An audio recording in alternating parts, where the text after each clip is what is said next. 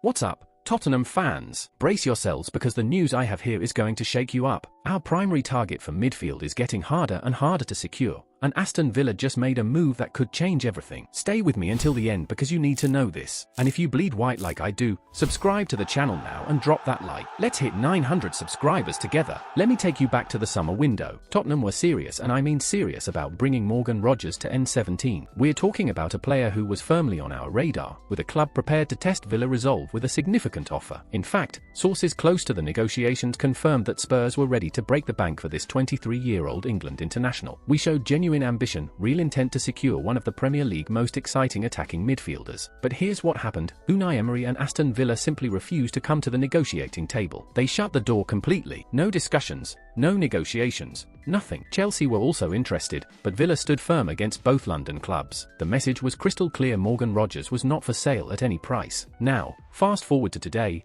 and the rumours are back. Multiple reports suggest that Tottenham could re-emerge as serious contenders for Rogers in the January transfer window. This makes complete sense when you consider the new era we're entering in the post-Daniel Levy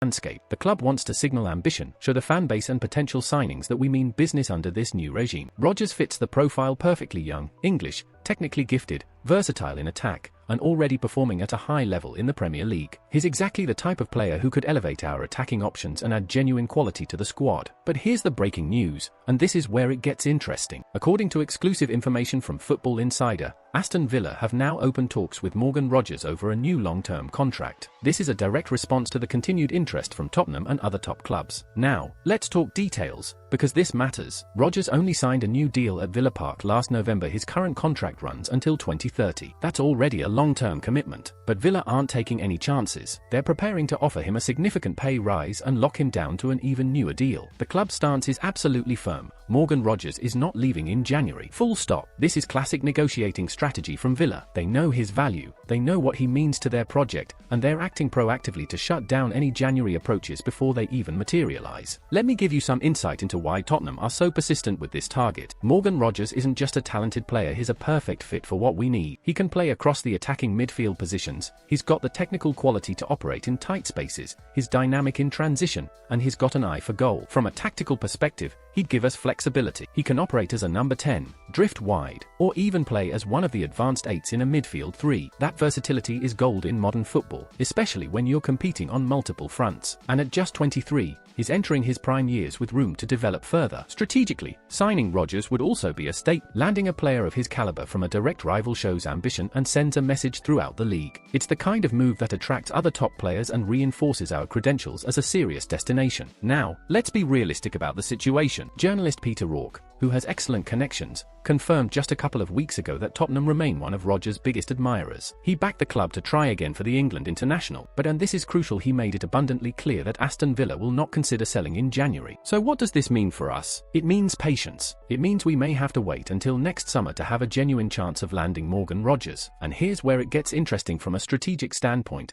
Villa have made a poor start to the season. If they miss out on European qualification, that changes the entire dynamic. Rogers might be tempted to push for a move to a club competing in Europe. That's when the door could genuinely open for Tottenham. This situation tells us a few things about where Tottenham are right now. First, we're targeting the right profile of player: young, English, proven in the Premier League, and highly coveted by other top clubs. Second, the club is willing to spend big to secure these targets. And third, we're playing the long game. If Rogers isn't available in January, we'll be ready to strike in the summer. The key for us is to remain patient but persistent, keep the lines of communication open, maintain our interest, and be ready to move decisively when the opportunity presents itself. Villa can offer him a new contract, but if they're not playing European football next season and Tottenham are, that's a compelling argument for any ambitious player. So here's what I want to know from you. Should Tottenham go all in for Morgan Rogers in the summer, even if it means spending £80 to £100 million, or should we prioritise other positions and look at alternative targets? Drop your thoughts in the comments. I want to hear your take on this one. And listen, if you want to stay ahead of every breaking story, every exclusive update, and every inside detail about Tottenham Hotspur, make sure you subscribe to the channel right now. Hit that like button if you're enjoying this content, and turn on your notifications so you never miss an update. This is where you get the fastest, most reliable Tottenham news Romano style, straight to you. Thanks for watching, and I'll see you in the next one. Come on you Spurs!